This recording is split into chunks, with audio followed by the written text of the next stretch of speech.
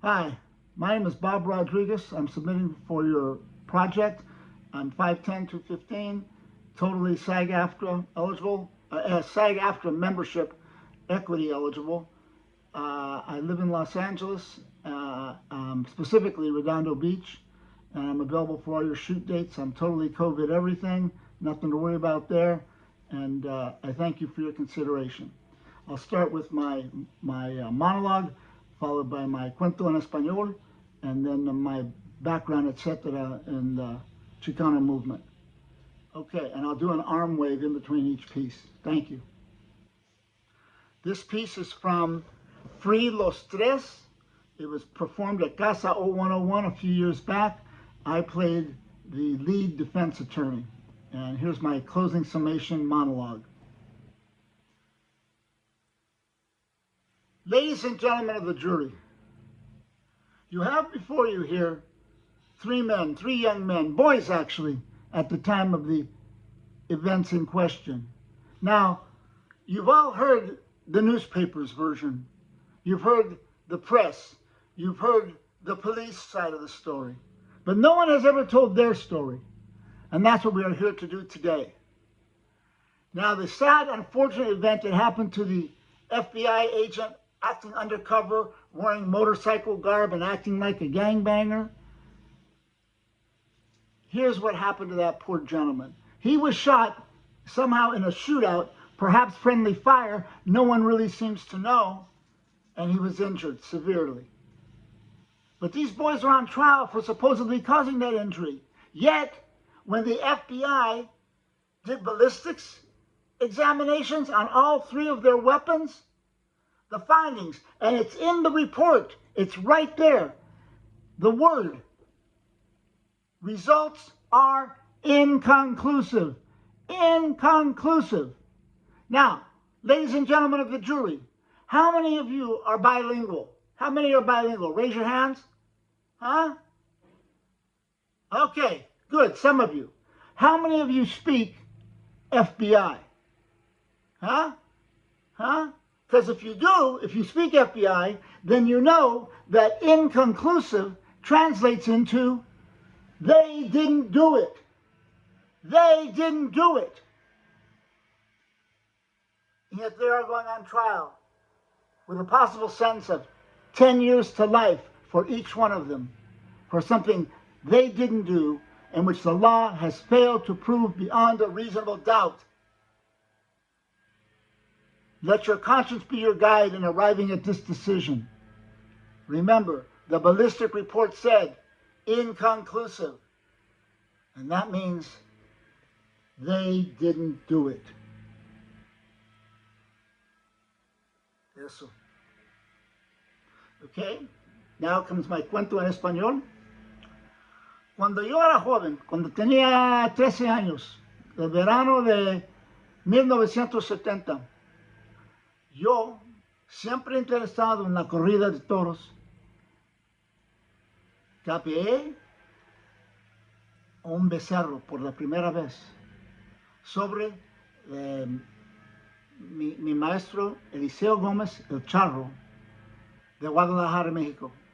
Yo lo hice en el Cortijo San José, allá cerca de la corrida de toros, la plaza de toros cerca de la playa en Tijuana.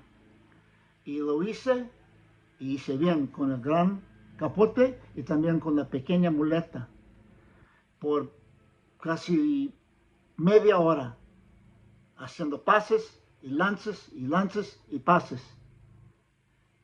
Y fíjate, ¿qué pasó? El pinche becerro me chingó. Yo estaba muy chingón, muy, toro, pasando, pasando, pasando. ¿Y qué pasó una vez? La última vez, este cabrón me pegó en la pierna, me rompió a la pinche músculo. El día siguiente no podía caminar. Mi papá estaba subiéndome sobre los escalones en el hotel. Esto es cierto. Y desde ese día siguiente, adelante hasta ahora, todavía soy aficionado práctico. Tengo los capotes, los capes, tengo mi traje corto que todavía me viste bien, me trae bien. Mi traje de luces no, ya está muy pequeño. Pero yo lo hice desde aquel día hasta ahora. And here's my background on the Chicano movement.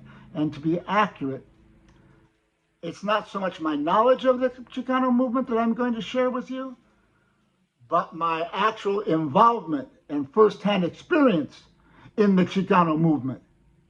And I'll try to be as much in chronological order as I can be and also not be too long.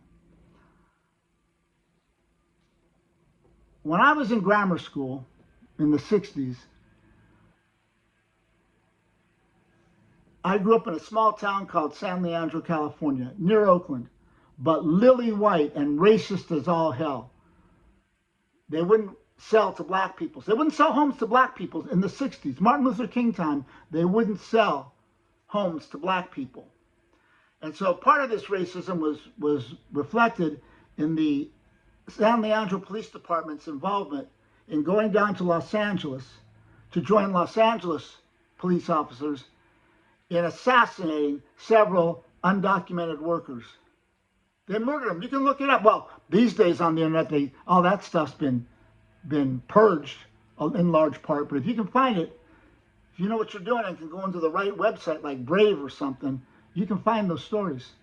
I have emails where I sent them out a long time ago. You can't find those articles anymore. Then that was in the 60s when I was in grammar school. Then in the 70s, I was very active and involved with the United Farm Workers Movement, right? Con everybody. César y all his ayudantes y su hija, la hija de la señora. And yeah, I marched, I demonstrated, I protested, I was at fundraisers, I put on events at school. That was in community college. Then I transferred to Berkeley for my last 2 years, and I was equally involved with the Chicano movement there. I was part of the Movimiento Estudiantil Chicano de Aztlán, or MECHA, both in junior college and at Berkeley. In fact, while I was at Berkeley, I had I guess you'd call it a minor in Chicano studies. In effect, I took every Chicano studies class there was. You name it, I took it. Had, who were my professors? Who was that one? He quit. He was in filmmaking for a while. Mario Barrera. He was the first tenured Chicano studies faculty professor in the country at Berkeley in the late 70s. And all of them, Larry Trujillo, and the list goes on and on. But I was there. And one of our visiting guest lecturers, in fact, was a guy named Chuy Negrete. Now, if you know about the Chicano movement, you know about him, right? He visited for a year, and he and I became like that. He used to go to parties on the weekend and hang out, right? Singing his canciones, his corridos, all his Chicano activism canciones. And he made this comment about yours truly. Bob, what's going on here? Well, I'm from Chicago. I'm the #1 party guy there. And he says, but here at Berkeley, every time I go to a party, you're already there when I walk in. Yeah. You know what he called me? The Parrandaja Kid. Yeah, you know what parranda is? Yeah, all right. All right, that was me and Chuy, like that. Right, until he left and went back to Chi-Town. And yeah, that was that. So that monologue I gave you, just to give you a little up-to-date, that monologue I gave you was from a play called Free Los Tres, done at the Casa 0101, like I mentioned earlier. And it tells the story of three, well, among others, three in particular Chicanos who were involved in the Chicano movement back in the early 70s, late 60s, early 70s, who, in some people's opinion, got framed for an injury that happened to a federal officer, agent actually. And I participated very meaningfully in getting their side of the story told. We had 12 performances, and many of them sold out, and we basically killed it. We told a story that was incredible. If you Google around or search YouTube, you can see some clips from it, in particular of the three the actors that played the three gentlemen that were the subjects of that persecution. Free los tres. And I played the lead defense attorney that gave that opening monologue you saw at the beginning of this tape. I could go on, but that's enough, I think. You got the idea, right? Yeah. So, you know who I am. Give me a call if you want me to participate. I'd be honored to be part of your project in either role that I submitted for. Either the professor or the father. Either one. Okay? Y no se olvide. Una cosa es Juan Domínguez. Y la otra, ándale. Nos vemos y muchas gracias. Saludos y abrazos. Nos vemos.